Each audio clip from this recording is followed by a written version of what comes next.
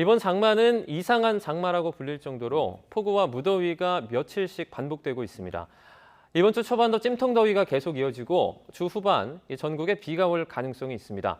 변화무쌍한 요즘 날씨 전망과 대비책 알아보겠습니다. 김승배 한국기상산업협회 본부장 나와 계십니다. 어서 오세요.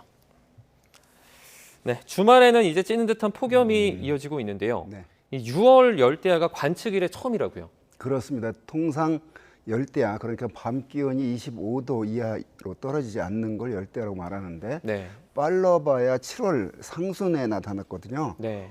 올해 6월 27일 날 서울에서 관측 이래 첫 열대야가 관측이 됐으니까 네. 사실은 원래 무더운 우리나라 여름 날씨가 특징인데 뭐 한국에서 살았던 사람들은 다 기억을 할 겁니다. 네.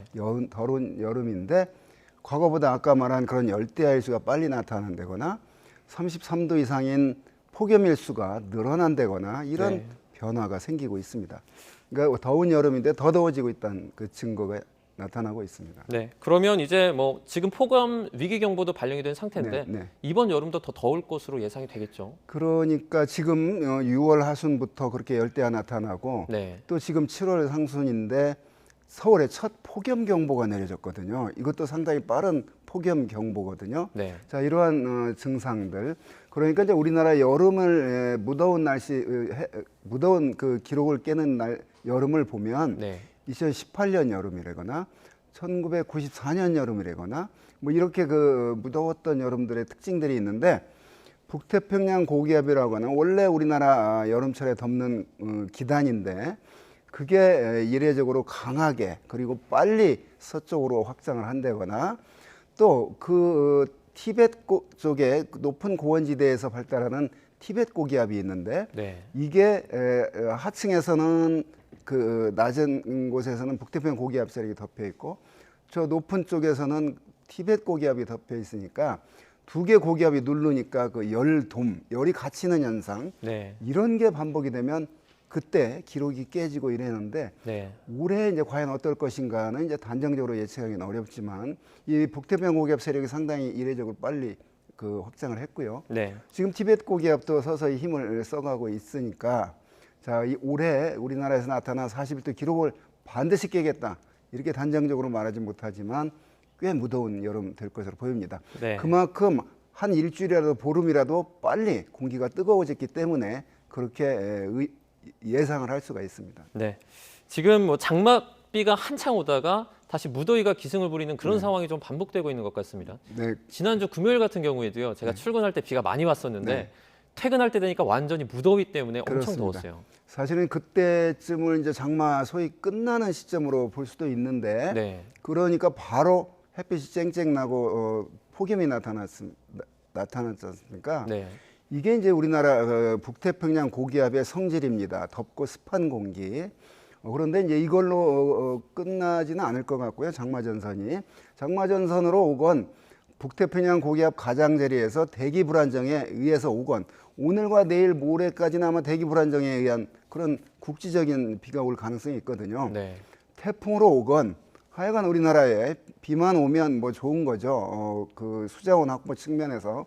그런데 이제 그 장마전선의 이제 동향을 보면 1일 날 북태평양 고기압이 확장하면서 북쪽으로 올라갔는데 네. 그리고 이제 희지부지 약해졌거든요. 다시 또 장마전선이 중국 대륙 쪽에서 만들어질 가능성이 높습니다. 네. 제4호 태풍 차마가 중국으로 들어갔거든요. 그러면서 그 차마가 가지고 온 고온다습한 수증기가 북쪽으로 계속 공급이 되고 있고 몽골 쪽에서는 차후 건조한 공기가 내려오고 있고 이 사이에서 또 정체전선이 만들어지면 그걸 우리가 장마전선이라고 말하거든요. 네. 자, 이 영향을 한 7일, 8일 받으니까 네. 아직 장마가 끝났다라고 말할 수는 없습니다. 네. 시청자 여러분들 아직 장마가 끝나지 않았다. 네. 이 부분 좀 염두에 두시면 좋을 것 그 같고요. 사이사이에 이러한 폭염, 네. 이렇게 비만 오지 않고 구름만 없으면 기온은 어김없이 높아지는 게 이런 장마철 기간 중 특징이기도 합니다. 네. 지금 수도권과 중부지방에는 지난주에 장맛비가 내렸고요. 네. 그리고 제주도나 남부지방은 폭염이 이어졌습니다. 네. 이렇게 양극화 현상 일어나는 이유가 뭡니까? 올해 특징을 보면 북태평양 고기압 세력이 남쪽에서 발달해 있으면서 그 세력을 거의 정체하면서 북쪽으로 확장했다 내려갔다 이렇게 밀었다 당겼다 하지 않고 네. 한쪽에 오래 붙박이처럼 있으면서 계속해서 북쪽에서는 차고 건조한 공기가 내려오고 있고 그러면서 그 장마전선이 중부 지방 또는 북한 지방에 여러 날 그 고정 거의 정체해 있었기 때문에 네. 상대적으로 그 장마전선에서 좀 떨어져 있는 제주도와 남쪽에서는 북태평양 고기압의 그 뜨거운 공기 속에 덮여 있거든요. 네. 그래서 중부에서는 그런 폭우가 내리는데 그 영향권에서 벗어난 남부는 극한적으로 폭염이 나타나는 극한 대립 현상이 나타나는 게 올 장마의 특징이기도 합니다. 네. 그리고 이번 장마는 그 야밤에 게릴라성 폭우처럼 크게 내리는 게 특징이지 않습니까? 원래 여름철에 그 집중호 내릴 때 야간에 그 집중호가 자주 내리곤 합니다. 왜냐하면 낮엔 강한 햇빛에 의해서 상승기류가 강하게 수증기가 증발이 되고 있고 또 남쪽에서 남서풍이 불면서 뜨거운 공기가 오는데 네. 밤이 되면 해가 지게 되니까 공기가 냉각이 돼서 응결하기가 쉽거든요. 그래 응결되면 그게 이제 커지면서 폭우성 그 폭우 구름이 되는데 네. 올해는 특히 밤에 그랬던 이유가 야간이 되면 약 1.5km 상층에 하층 제트 기류가 있는데 네. 그게 밤이 되니까 강하게 불었어요. 그러니까 비의 원료가 되는 고온다습한 수증기가 그 북태평양 고기압 가장계를 따라서 장마전선으로 공급이 됐기 때문에 그렇게 야간에 기온이 그 햇빛이 없으면 더 수증기가 더 응결되기 좋은 조건이 되고 네. 그게 폭우로 나타나곤 합니다. 그 낮에 비가 많이 내리면 저희가 이제 깨어 있기 때문에 네. 대비를 할 수가 있는데 이렇게 잠잘 시간에 폭우가 쏟아지면 피해가 좀 더 커질 수 있을 것 같아요. 그렇습니다. 네. 밤이기 때문에 더욱 그렇습니다. 특히 이제 요즘에는 경각심이 생겨서 네. 밤에 이때쯤에 이제 텐트 치고 많이 그렇고 계곡에 네. 그런데 밤에 자다가 그 깊은 잠이 들었는데 물이 불어나서 사망 사고가 생기고 이러는데 그래서 밤에 그런 그 폭우가 내리면 당연히 낮에 내리는 것보다 더 그런 위험 가능성이 커지는 거죠. 네, 알겠습니다. 그리고 이제 뭐 폭염이 계속되면 저희가 온열 질환도 조심해야겠죠. 네, 그렇습니다.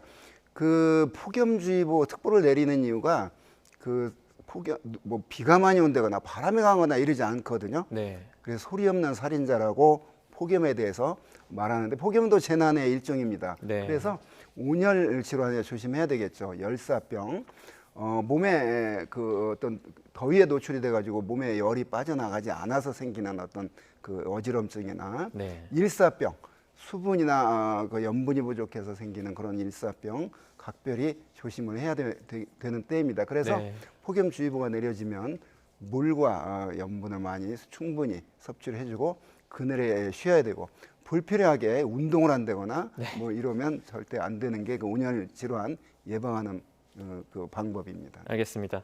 이제 뭐 습한 날씨에다 더위도 반복이 되면 음식물도 좀 상하기 쉬울 것 같아요. 그렇습니다. 그 당연히 여름철에 조심해야 될 게 그 고온 속에 또 습도가 높은 상태에서 하루 이틀만 그 상온에 놔둬도 금방 음식이 부패하고 상하기 쉽거든요. 네. 자, 이런 그 식중독 조심해야 됩니다. 그런 지금 시점에서는 이제 아까 말한 장마는 끝났고 이제 태풍이 하나 오고 있는데 네. 그게 또 우리나라에 영향을 줘서 제주도와 남부지방에 비를 좀 내리게 할 줄 알았는데 네. 이게 그 일본 쪽으로 그냥 가버리고 태풍이 원래 이 태풍의 성질이 그렇게 강한 태풍이 아니었기 때문에 스스로 오다가 제풀에 그냥 약해지는 그런 형태를 보일 것 같아서 네. 태풍으로 인한 피해는 우리나라 이 4호 태풍으로는 없을 것으로 보이고 제주도 남쪽이나 남해상은 당연히 태풍이 일본 쪽으로 가지만 그 물결은 높을 것으로 전망이 된 그 정도의 영향을 보일 것으로 예상이 되고 네. 이 태풍으로 비가 많이 온다거나 이러지는 않을 것으로 보입니다. 네. 만약에 장마와 또 태풍의 영향이 겹치게 되면 뭐 폭우 피해와 함께 강풍 피해도 많이 발생하죠. 그렇습니다. 그러니까 이제 태풍이 주는 피해는 강한 바람과 많은 비거든요. 장마전선 상에서도 지난 그 6월 23, 24 이때 장마 때도 그랬지만 네. 그 남북 간의 기업 경돌이 커지면서 태풍 못지않은 그 전선에 동반된 저기압이 지날 때 네. 강한 바람이 불었거든요. 그래서 특히 이제 태풍을 두려워하는 이유가 강한 바람과 한꺼번에 많은 비를 쏟아붓기도 합니다. 네. 그런데 태풍이 주는 긍정적인 효과도 있거든요. 수자원 확보.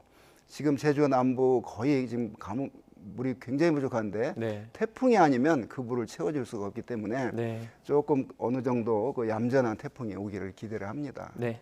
이제 올여름 장마와 무더위 언제쯤 끝날까요? 무더위는 적어도 한 8월 하순쯤 될 것 같아요. 네. 지금 하지 때 태양에서 오는 에너지가 가장 많거든요. 네. 그로부터 지금은 계속 금방 불을 떼면 방이 안 따뜻해지듯이 네. 하지 때 태양에서 오는 에너지가 가장 많았다고 그래서 금방 더워지는 것은 아니고 지금 더워지는 과정 속에 있고 한 8월 하순까지는 좀 무더위 견뎌야 되고 그러니까 앞으로 한 달 반 내지 2달 이 장마는 7, 8일 그 장마전선 영향으로 다시 비가 온 뒤에 또 10일과 10일 사이에 또 정체전선이 저 북쪽으로 지나면서 서울, 경기, 충청권의 중부지방에 또 10일과 10일 비가 올 것으로 예상이 되기 때문에 네. 장마가 끝났다는 의미는 장마전선이 더 이상 안 만들어진다는 의미거든요. 그러니까 장마 전선으로 올지 대기 불안정으로 올지 뭐 그렇게 큰 관심 보일 것 없이 지금 남부에서는 비 오기를 좀 간절히 바라야 되는 상황입니다. 네. 알겠습니다. 여기까지 듣겠습니다. 날씨 전망과 대비책 김승배 한국기상산업협회 본부장과 함께 자세하게 얘기 나눠봤습니다. 고맙습니다.